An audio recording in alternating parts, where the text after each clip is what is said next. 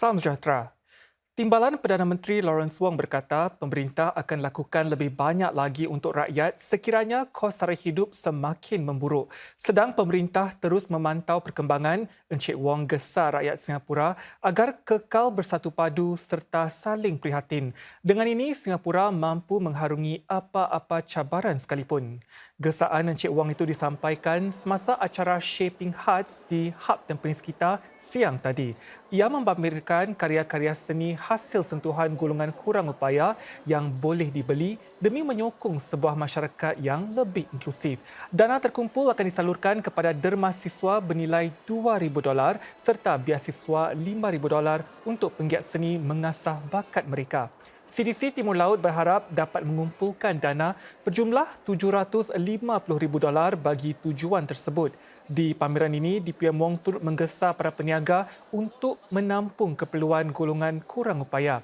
Beliau juga menggalak kumpulan-kumpulan masyarakat supaya berkongsi pengalaman dan kepakaran serta rakyat Singapura untuk membuka hati kepada golongan yang memerlukan. Pemerintah pula membantu dengan mengukuhkan khidmat sokongan, mewujudkan peluang pekerjaan dan menjadikan ruang awam lebih mudah diakses. Tambah DPM Wong, negara juga sedang memantau dengan teliti kenaikan harga, satu masalah yang sedang dihadapi seluruh dunia. If inflation were to worsen, things remain very difficult, certainly the government will do more to help Singaporeans. At the end of the day, what we want to always cherish is the solidarity, the unity that we have in Singapore. Para penjaga anggota keluarga yang memerlukan diminta memberi maklum balas agar keperluan mereka dapat difahami dengan lebih baik. Semua maklumat dikumpulkan pihak SG Enable bagi melakar khidmat sokongan yang disesuaikan untuk para penjaga, terutama mereka yang menghadapi isu seperti kelesuan atau burnout serta kesihatan mental. Program rintis Caring SG ini bertujuan memberi sokongan yang disasarkan kepada para pengasuh yang menjaga ahli keluarga mereka dalam pelbagai keadaan berbeza dari golongan kurang upaya secara fizikal sehingga jagaan paliatif. Ia kini dijalankan di 6 kawasan termasuk Boon Lay dan Kampung Glam dan seterusnya bakal diperkenalkan di Tampines. Pemerintah turut membantu dengan menyebarkan maklumat mengenai program tersebut. Menteri Kedua Ehwal Luar Merangkap Pendidikan Dr. Maliki Osman kini berada di Kahirah, Mesir dalam rangka lawatan kerja ke Timur Tengah. Beliau hari ini menyaksikan penyerahan pelbagai sumbangan dari Singapura bagi tujuan bantuan kemanusiaan kepada penduduk Gaza.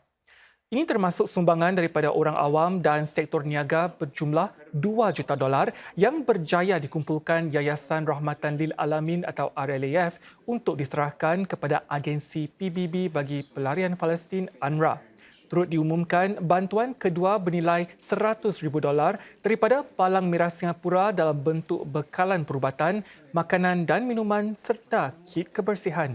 Dr. Maliki turut menghadiri taklimat anjuran Pertubuhan Bulan Sabit Merah Mesir dan juga UNRWA berkaitan keadaan di lintasan Rafah dan juga krisis kemanusiaan di Gaza.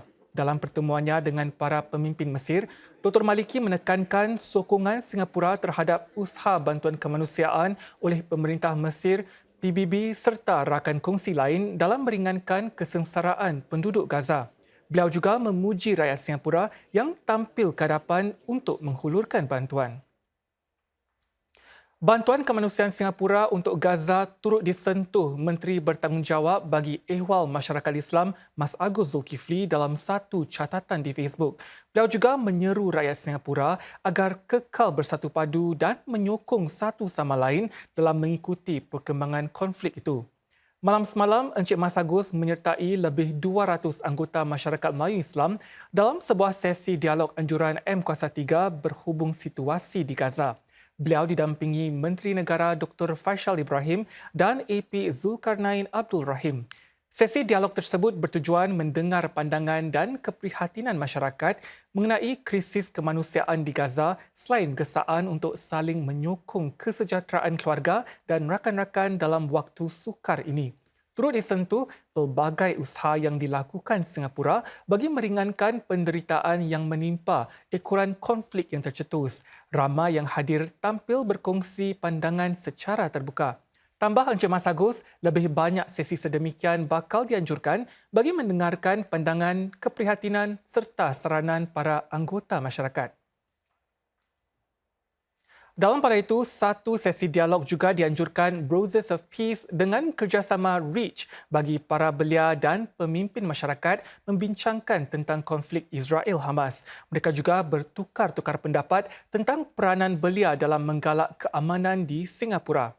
Antara topik yang dibincangkan termasuk memahami pendekatan Singapura yang berhubung isu berkenaan, cara tangani ancaman maklumat tidak tepat di wadah digital serta bagaimana menelusuri kerencaman pendapat untuk bina kepercayaan dan memelihara perpaduan sosial.